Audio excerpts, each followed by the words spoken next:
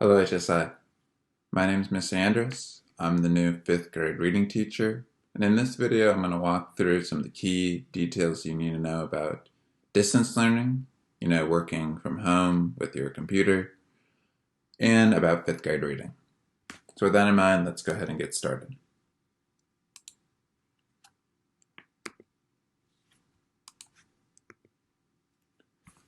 The first thing we're going to talk about is the schedule. It's going to look different from spring last year. Now we're going to have a pretty normal school schedule. So what this is going to look like is you're going to have 4 50-minute classes. These are going to be your core classes: math, reading, science, social studies, with some electives. We'll have 1 50-minute lab at the end of each day to work on your reading and math skills and your software. We'll have a 1-hour lunch from 12 to 1 p.m. And then we'll also have some additional support slots at the beginning and end of the day to help specific students with specific skills. So we'll have an additional support slot from 8:10 to 9 a.m. and then another one from 3 to 3:50. You don't have to worry about those slots unless the teacher or admins reach out to you. And then a key thing to know about all this is with your classes, there'll be an exit ticket each day. TEA, the Texas Education Agency, has told all schools to use these exit tickets as attendance. So along with your 4 50-minute classes, make sure that you're submitting all exit tickets from those classes by 11:59 p.m. that day to be able to be marked present for that day. And we'll talk a little bit more about that in a second. And then also note that all classes are going to be held over Zoom. So probably similar to a few of your classes last year, all of our classes are going to be held over Zoom until we can go back on campus.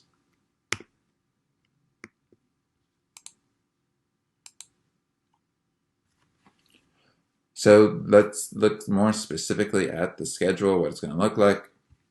For now, don't worry about homeroom. You see that we have this additional support slot from 8:10 to 9. Again, don't worry about that unless you're asked to be in that slot. For everyone, normal classes will start at 9. So from 9 to 9:50, that's your first class. Then 10 to 10:50, second class. 11 to 11:50, third class. Everyone, all the grade levels will have lunch from 12 to 1. Then you'll have your fourth class, 1 to 1:50 p.m. Everyone will end with lab at 2 to 2:50. And then there'll be a slot for tutorials and additional support from 3 to 3:50. And then again, 11:59 p.m., make sure you submit any exit tickets. Hello? So specifically for me, for ELA or reading class, 5A, you're going to have me at that beginning slot from 9 to 9:50. For 5C, you'll have me from 11 to 11:50 right before lunch. And then 5B, you'll have me right after lunch from 1 to 1:50. Now what's really important is, for now, with distance learning, all of your classes are going to happen over different software. So let's talk about some of the software that you're going to be using, which are mostly all accessible through My Harmony portal, that main page when you log into your Chromebook. Now the most important new addition to the software is Schoology. This is going to be your main hub to access everything you need for class. That's where we're going to put all of our assignments. That's where we're going to put our Zoom links. That's where we're going to put the Zoom recordings afterwards. That's where the exit tickets will be. Basically everything you need is going to be in Schoology. So make sure to take some time to familiarize yourself with that software. In the first few classes, we'll be showing this software off. Zoom, that's where we're going to be holding all of our lessons. Some of you might already be familiar with Zoom, just a video conference software so that we can talk face to face even though we're separate from each other. Nearpod is a program we're going to use so that when I do slideshows like the one I'm showing off right now, we can make it interactive and students can get engaged. Edpuzzle is a program to make videos interactive. So that way, if we show off videos in our classes, we can have you students participate. Specifically for reading, we're going to be using RAS Kids and HMH. These will give you options to read independently, find books that you're interested in, and will also let me give you quizzes on things to read to test your reading skills. For behavior, we're going to be using Class Dojo, like some of your classes might have done last year. So with Class Dojo, we'll be able to give you points if you're behaving positively, and it'll help us redirect students if we see any negative behavior. So this will be our main way to communicate behavior is through Class Dojo. And then finally, Skyward, which we are still using Skyward. You'll be able to see your class grades on Schoology, so you won't need to access Skyward as much. But Skyward we still use for storing student personal information. To parents, you can check there to make sure that your contact information is up to date. And you'll still be able to access grades here, though you'll also be able to see them through Schoology.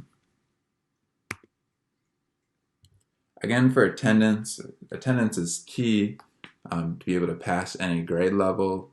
If you miss too many classes, you can't pass. And specifically for remote learning, to be able to be marked present for that day, you need to submit the exit tickets for your classes by 11:59 p.m.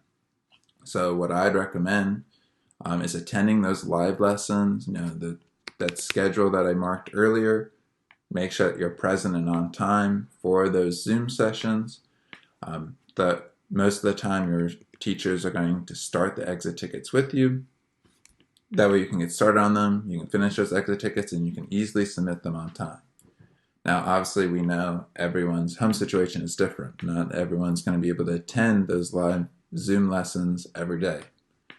So if you think that you're not going to be able to attend any given day, just please let me know. If you can't make the session, you can still get marked present for the day if you complete the lesson activities, and specifically if you turn in that exit ticket by 11:59 p.m. It's just going to be a lot harder. It's going to be a lot more work for the student if you don't attend those live lessons, because those live lessons exist so that the teachers can help the students. So please try to make sure to attend those live lessons. But if you can't, access Schoology. It'll all be laid out clearly in folders, and find that exit ticket and make sure you submit it by 11:59 p.m. Now, for the Zoom classes, we have set expectations across all of Harmony. Please make sure that you have your camera on. That will help the teachers gauge if you're confused by anything, if you're engaged. It'll just make it a lot more personable if you have your camera on, but please keep your mic off unless the teacher asks you to turn it on, unless the teacher's trying to have a discussion, just because we don't want a bunch of background noise coming in during the lessons.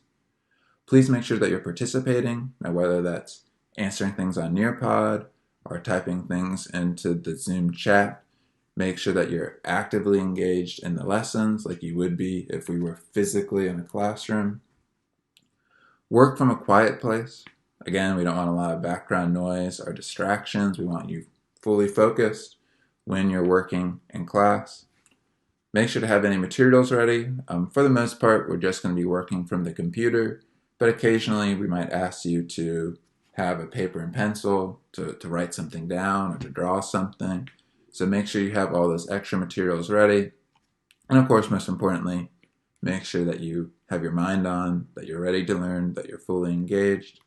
That way we can have a productive lesson.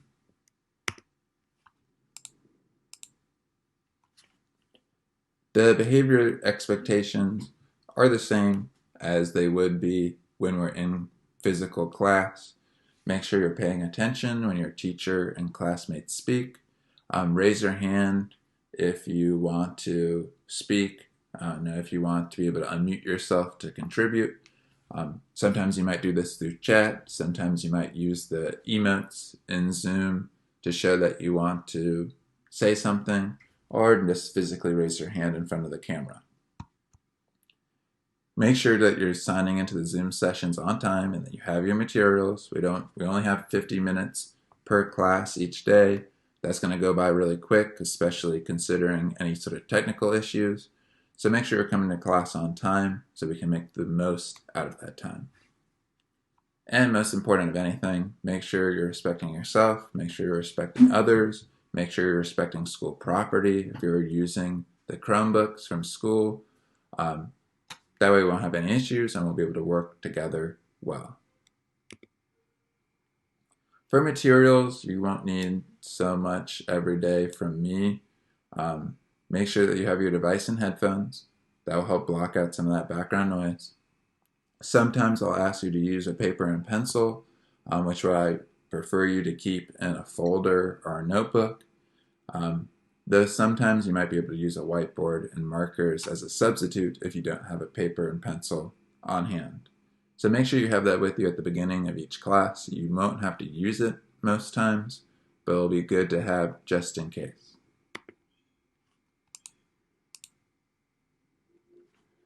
Dress code. You don't need to necessarily be wearing your Harmony polo each day, but you need to dress at least to the standard you would dress for free dress days. You will have your camera on during Zoom lessons. The Zoom lessons are being recorded so that any students that miss the lessons can go back and watch them later. So you need to dress the part. So make sure you're double checking the Harmony student handbook. Make sure that you're wearing either your school polo or a shirt that's appropriate. If there's any dress code issues, we will have to ask you to be removed from the lesson. You don't want to have to miss out on learning. So make sure that you dress like you normally would for school. That way you look appropriate for when the camera is on. As far as behavior, again, we're going to be tracking it through Class Dojo, along with the PBA points that the school has. Now we'll be using Class Dojo points and Schoology badges and other systems to award positive behavior. We don't want anyone to feel like they're putting in a lot of work and not being recognized. So these are some of the ways that we're going to be recognizing positive behavior.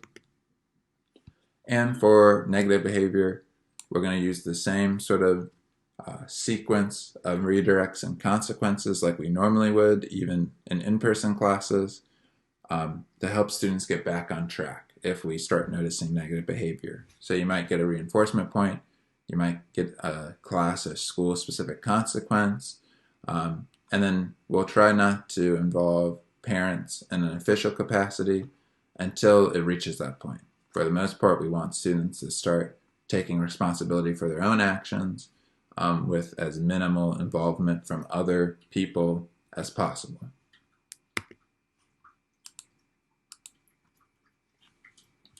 For grades, we'll have the same 3-grade breakdown as Harmony's had in previous years. Most of the grades are informative assessments. That's the daily grades that we're going to be doing in our 50-minute lessons. We'll have summative assessments, which are like the CBAs and DAs. We'll talk about those down the line. Obviously, that's going to look a little different given the fact that we're doing remote learning. And then we'll have homework, which I'll talk about a little bit. That's the final grade. The grading scale is the same as always. 100 to 90 is an A, 89 to 80 is a B, and so on. Now with homework, for right now, the plan is you'll probably expect 1 or 2 times to have homework a week, but we're going to try to keep things simple. We know that school looks a lot different this year. It's going to be stressful for some people to make it work at home. So we'll keep that in mind with the amount of homework that we assign, and we'll always try to make it really clear on Schoology what the homework is so families can support students. Now, one thing to keep in mind, though, is whether the student has homework or not, all kids should be reading at least 20 or 30 minutes a day independently, reading a book or something that they like, even outside of class. So whether they have homework or not, families, I encourage you to please have your students read as much as possible. And that'll be it for now. I know that's a lot of information. You might have a lot of questions. If you have any questions, please attend the live Zoom orientation that we're going to be holding this week, that you're going to be able to meet all of your teachers over Zoom. Then I can answer any specific questions. I can get to know y'all a little bit better. And we can get prepared for school classes, which will start next Monday on August 17th. So again, please attend those Zoom orientations if you have any questions. And until then, I'll talk to you all later. Bye.